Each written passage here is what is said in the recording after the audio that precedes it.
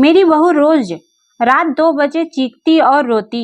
एक रात तो वो हुआ जो हमने कभी सोचा भी नहीं था।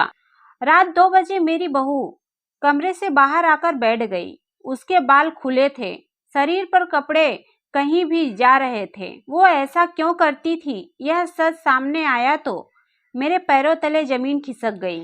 मेरे बेटे की शादी मैंने मुश्किल से की। वो एक लड़की से प्यार करता था, लेकिन मैं चाहती थी कि उसकी शादी उसी से हो जिससे मैं चाहती हूँ। मैंने उसे बहुत समझाया और उसकी शादी गांव की एक सीधी सादी लड़की से करवा दी।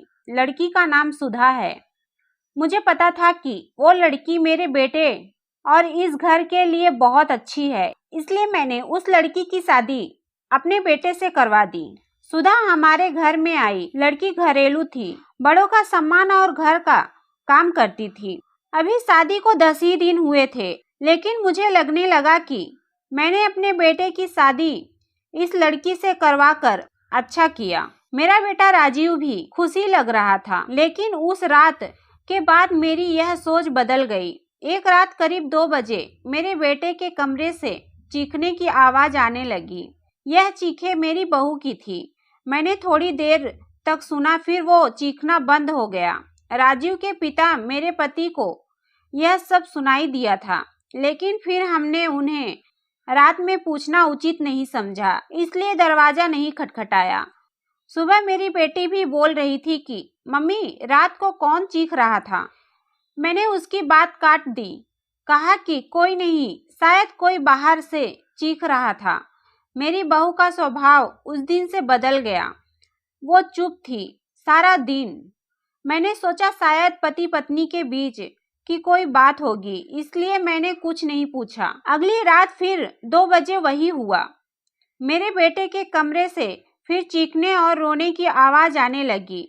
इस रात वो आवाज करीब 10 मिनट तक चली। मेरी बेटी उठ गई और उसने हमारे कमरे का दरवाजा बजाया। मैंने दरवाजा खोला, देखा तो वो बाहर डरी हुई थी। बोली, मम्मी यह क्या है? भाभी रोज रात को रोती और चीखती क्यों है? क्या होता है? कमरे के अंदर चलो, अभी दरवाजा खुलवाते हैं। मैं दरवाजे के पास जाने लगी तो मेरे पति ने मुझे रोक लिया। कहा कि रुको, अभी बात मत करो, कल सुबह दोनों से बात करते हैं। उस रात को मेरा सोना मुश्किल हो गया था। सुबह मेरी बहू जल्दी उठकर घर के काम में लग गई। मैं सुबह अपने बेटे के कमरे में गई। उससे पूछा, क्या बात है? रात को बहू रोती क्यों है? उसका चेहरा पूरा उतरा हुआ था। बोला, कुछ नहीं। उसकी बातों से और आंखों से साफ दिखाई दे रहा था कि वो कुछ छुपा रहा है। उन्होंने भी उससे पूछा, लेकिन वो कुछ नहीं बोलकर घर से बाहर चला गया। मैंने मेरी बहू से पूछा, वो कुछ काम कर रही थी। उसको देखकर ही ऐसा लग रहा था कि जैसे रात में ठीक से सोई नहीं है। आंखें साफ बता रही थी। मैंने उससे पूछा, क्या हुआ? तुम रात को रो क्यों रही थी? वो बोली, रो रही थी? कब? नहीं, मैं तो सो रही थी और मुझे तो कोई आवाज भी नहीं आई। आप क्या बात कर रही हैं? उस कमरे में ऐसा क्या हो रहा था? यह बात या तो मेरी बहू जानती थी या मेरा बेटा, लेकिन दोनों ही कुछ नहीं बता रहे थे। पर दोनों के चेहरे से साफ पता चल रहा था कि कुछ है जो यह दोनों छिपा रहे हैं, लेकिन क्या? अब जब भी रात आती मुझे नींद नहीं आती थी, क्योंकि आधी रात को फिर वही होता। बहू जोर से चीखती और रोती। मेरे मन में कई सवाल थे, क्या होता है उस कमरे में? फिर एक रात करीब 2 बजे मेरे घर में वो हुआ जो मैंने सोचा भी नहीं था। मेरी बहू रात को कमरे से बाहर आ गई। उसके कपड़े कहीं भी जा रहे थे। उसे कुछ होश ही नहीं था। बाल खुले थे और वो घर के चौक में आकर बैठ गई। जोर से चीखने और रोने लगी। हम सभी घर वाले बाहर आ गए। मेरा बेटा भी कमरे से डरा हुआ बाहर आया। बहू की ऐसी हालत देखकर हम सभी ही डर गए थे। मैंने मेरे बेटे से पूछा कि यह क्या है? वो बोला, बस माँ देख लो, यह रोज रात 2 बजे ऐसी ही किया करती है। मैं आप लोगों को क्या बताता। सुबह जब उसे पूछता हूँ तो उसे कुछ याद ही नहीं रहता है। बोलती है, मैंने तो कुछ नहीं किया। बहू जब थोड़ी देर बाद शांत हुई तो मेरा बेटा उसे कमरे में ले गया और सुला दिया। मैं सोच रही थी कि यह क्या है। मैंने मेरे बेटे को कहा कि तू उसे उसके घर छोड़ आना, सुबह मैं उसकी माँ से बात करूंगी। सुबह होते ही मेरा बेटा उससे कुछ बहाना करके उसके घर छोड़ आया। मैंने उसकी माँ से बात की। उसकी माँ ने कहा कि यह क्या बोल रहे हैं, मेरी बेटी बिल्कुल ऐसा नहीं करती है। मैंने जो सोचकर राजीव की शादी उससे की थी वैसा हो नहीं सका। बहू को छोड़े अब 20 दिन हो गए थे। इस दौरान उसके घर से फोन आता रहा लेकिन मैं टालती रही। मेरा बेटा भी कह रहा था कि मेरे वो दिन कैसे निकले हैं मैं ही जानता हूँ। मैं उसे वापस नहीं ला सकता। कहीं उसने मेरी जान न ले ली तो क्या करूँगा। मैंने उस पर फिर ज्यादा दबाव नहीं डाला, पर मैं अपने आप को कोस रही थी कि मैंने अपने बेटे की शादी उस लड़की से क्यों करवा दी। अब मेरे घर में कोई नहीं चाहता था कि वो वापस आए। इन्हीं सब बातों में 3 महीने निकल गए। फिर एक दिन अचानक ही मेरी बहू अपने सामान के साथ वापस मेरे घर आ गई। वो आते ही मुझसे कहती है, माँ जी, मैं जानती हूँ कि आप मेरे बारे में क्या सोच रही हैं, लेकिन सच क्या है यह आपको पता नहीं। उसकी बातों से मुझे लगा कि कुछ है जो वो मुझे बताना चाहती है। मेरा बेटा घर आया और उसे देखकर गुस्सा हो गया। कहा, ये यहाँ वापस आ गई। मैं अब यहाँ इस घर में नहीं रह सकता, मैं जा रहा हूँ। मेरी बहू ने उसी समय कहा, क्यों, सच सामने आ जाएगा इसलिए डर रहे हैं?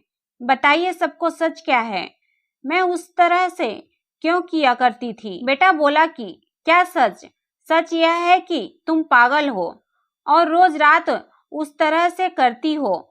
बहू बोली कि माँ जी, आज अगर सबसे ज्यादा दुखी और परेशान है तो वो और कोई नहीं, मैं हूँ। मैंने अपने पति की बात मानी, उन पर विश्वास किया। मैंने कहा, तुम क्या कहना चाहती हो? फिर मेरी बहू ने जो बताया उसे सुनकर मेरे पैरों तले जमीन खिसक गई। वो बोलती कि आपके बेटे ने मुझे पहली रात से यह नाटक करने को कहा था, लेकिन मैंने नहीं माना। वो कहते हैं कि हम दोनों अलग बड़े शहर में जाकर रहेंगे। उन्होंने कहा, ऐसे मेरे घर वाले मुझे नहीं छोड़ेंगे, लेकिन तुम इस तरह का नाटक करोगी तो वो डर जाएंगे और फिर हम अलग रहेंगे। पहले मैंने बोला कि यहाँ सबके साथ अच्छा है, लेकिन फिर जब वो मुझसे बात नहीं करते थे तो मुझे उनकी बात माननी पड़ी। और फिर मैंने जब सब नाटक किया तो इन्होंने मुझे घर छोड़ दिया। मुझे आप सभी की नज़रों में पागल और ना जाने क्या साबित कर दिया। उसके बाद मेरा फ़ोन भी नहीं उठा रहे। मैं उनका वहाँ मेरे घर इंतज़ार कर रही हूँ, लेकिन वो नहीं आए। मैं समझ गई कि उन्होंने मुझे बेवकूफ़ बनाया है, मुझसे झूठ बोला है। यह मुझे अपनी ज़िंदगी से भगाना चाहते थे। मैं इस बात को समझ गई।